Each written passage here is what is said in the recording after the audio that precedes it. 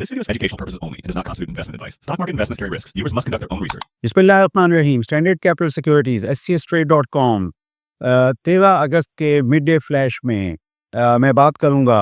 ये जो बैंकों के नताइज हैं वो बहुत अहम हैं और इसमें यह है कि बैंकिंग सेक्टर ने इंडेक्स के ऊपर जाने में बड़ा अहम किरदार, कलीदी किरदार अदा किया है। और मैंने आपको अपने पिछले वीडियोस में अपनी एनालिस्ट की ये वर्किंग भी बताई थी कि तकरीबन ये कि हमारा जो इंडेक्स अगर बढ़ा है 87,000 या 88,000 पॉइंट्स, तो उसमें बैंकिंग सेक्टर का एक बहुत ही बड़ा कलीदी किरदार है। और इसके अलावा ये है कि फिर फर्टिलाइज़र सेक्टर है और फिर ईएनपी सेक्टर है, लेकिन बैंकिंग सेक्टर मजमूई तौर पर देखा जाए तो उसने इंडेक्स के बढ़ने में किरदार अदा किया है। लेकिन ये है कि लोग इंडेक्स के बढ़ने से थोड़ा सा डरते भी हैं। ये है कि हमारा जो इंडेक्स का ये जो इतना बड़ा लेवल हो गया है 1,45,000, 46,000, 47,000, तो ये ज़रूरी नहीं है कि जो सेक्टर्स हों वो इस हिसाब से महंगे भी हों। ये अगर हम बैंकिंग सेक्टर को ही देखें तो ये देखा जाए तो ये अभी भी अपनी प्राइस अर्निंग मल्टीपल और price to book value multiple, PBV multiple पे अभी भी ऐसा लगता है कि उनमें थोड़ी सी जगह है। तो मैं देख रहा था बहुत सारे बैंक्स अपनी हमारी वेबसाइट scstrade.com से अगर आप नेट इंटरेस्ट मार्जिन की वर्किंग देखें मार्केट वैल्यूएशन के अंदर जाके, तो इस्लामी जो बैंक्स हैं उनके अभी भी जो नेट इंटरेस्ट मार्जिन हैं वो 8%, 7%, जैसे मीज़ान बैंक है, बैंक इस्लामी है। इसके अलावा एमसीबी बैंक जो कि हमेशा से कासा पे बड़ा काम करता है और बड़े लो कॉस्ट ऑफ डिपॉजिट्स होते हैं, तो उनकी भी तकरीबन यानी 7% से कुछ कम जो है अभी भी नेट इंटरेस्ट मार्जिन जो है वो आ रहा है।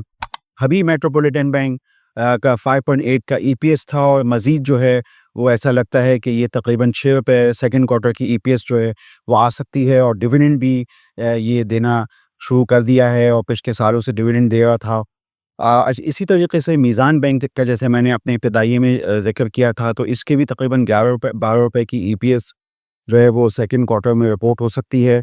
और लोग जो सरमायाकार हैं वो बहुत गौर से ये देख रहे हैं कि अभी भी क्या 7 रुपये का डिविडेंड देगा। और ये कि ये इस पे अलावा जो इसकी जो फंडामेंटल वैल्यूएशन है वो तकरीबन सारे ही जो कंसेंसस इस वक्त जितने भी ब्रोकरेज हाउसेज हैं वो काफ़ी अच्छी दे रहे हैं, यानी तकरीबन वही 44-45 रुपए की ईपीएस जो है सालाना। तो इस हिसाब से जो है तकरीबन वही 8-9 के पी मल्टीपल पे। तो ये तो मीज़ान बैंक का था, अभी मेट्रोपॉलिटन बैंक का रिजल्ट था।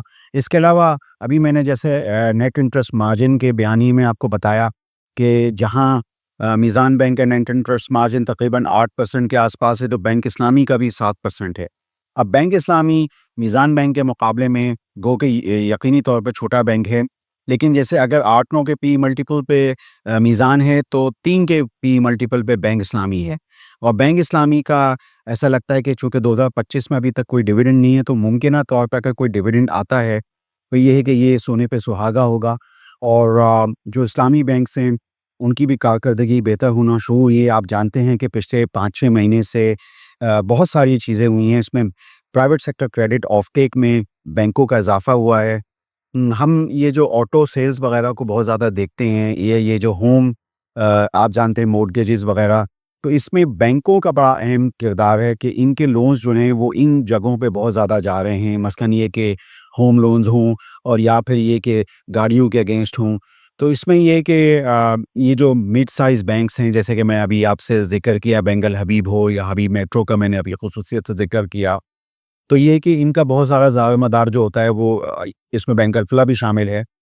उनका दारोमदार जो है उनकी बहुत ज़्यादा एग्रेसिव प्लानिंग होती है, तो बहुत ज़्यादा दारोमदार उनका ऑटो लोन्स और इस तरह की चीज़ों में होता है। और यही चीज़ें फिर हम देखते हैं कि ऑटो के डेटे में हम देखते हैं तो जो पिछले महीनों में कुछ ग्रोथ थी, उसका एक पहलू ये भी था कि बहुत सारी जो असेंबलर्स थे उनकी गाड़ियों में सेल्स में जो है वो इजाफा हुआ, तो उसमें बैंकों के ये पीछे लोन्स भी होते हैं। तो ये एक चीज़ थी, मैंने सोचा आपको बताऊं। तो जो रिजल्ट्स जो आ रहे हैं उसमें मीज़ान बैंक का लोग उसको गौर से देखेंगे, हबीब मेट्रोपॉलिटन के रिजल्ट को गौर से देखेंगे।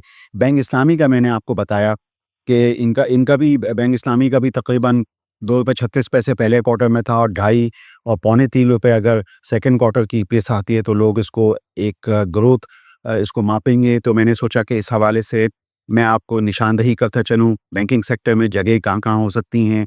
तो उसमें हबीब मेट्रो हो, बैंक मीज़ान बैंक हो और बैंक इस्लामी हो, ये हमें नज़र आ रहा है, कुछ-कुछ बैंक का फ्लॉप भी नज़र आ रहा है।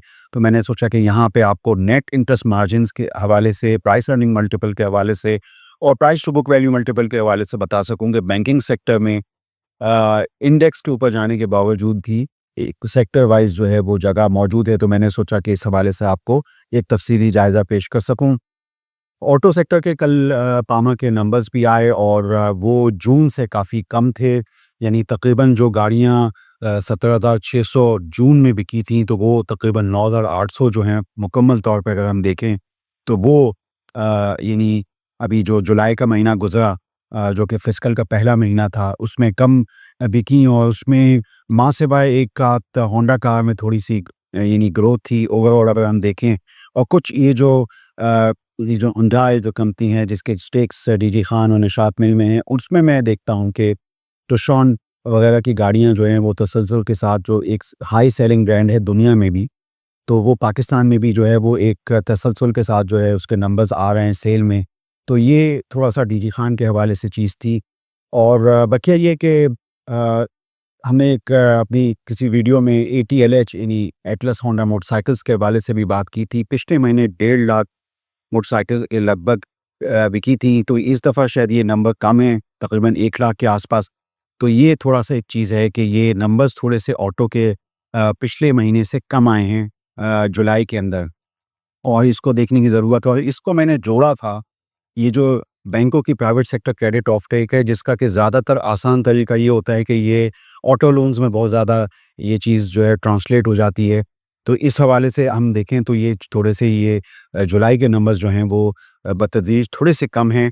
तो बहरहाल ये है कि इसमें ग्रोथ की भी कमतियाँ हैं और इसमें जो मुस्तहकम कंपनी हैं मसलन इंडस मोटर वो भी अपनी जगह मौजूद है, उनके भी मल्टीपल ठीक हैं।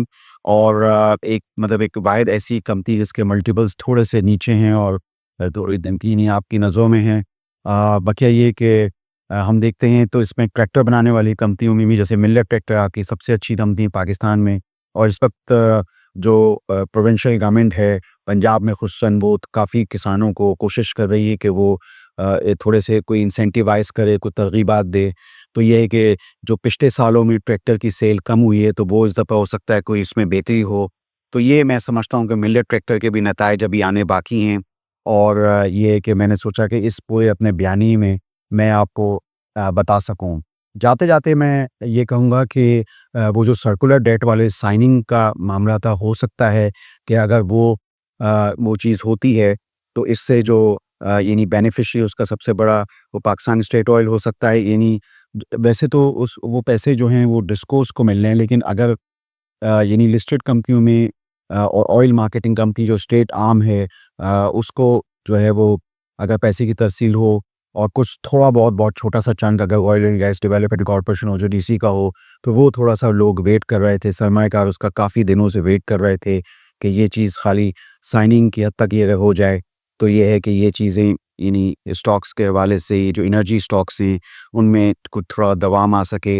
बहरहाल ये है कि हम देखते हैं कि क्या आया ये आता है या नहीं आता। आप स्टैंडर्ड कैपिटल सिक्योरिटीज़ के चैनल को सब्सक्राइब कीजिए। मैंने अपने इस बयानी में आज Meezan bank, Habib metropolitan bank, bank Islami के हवाले से रेशोज़ के हिसाब से खुसूसन नेट इंटरेस्ट मार्जिन और price to book value multiple के हिसाब से बात करी। और फिर मैंने आपको ऑटो सेक्टर की परफॉर्मेंस के बारे में थोड़ा-सा बताया। उसमें मैंने आपको थोड़ा-सा ये बताया कि डीजी खान के अंदर जो हुंडई के स्टेक्स हैं वो थोड़े से अहमियत के हामिल हैं, वो आपको देखने की, सोचने की ज़रूरत है।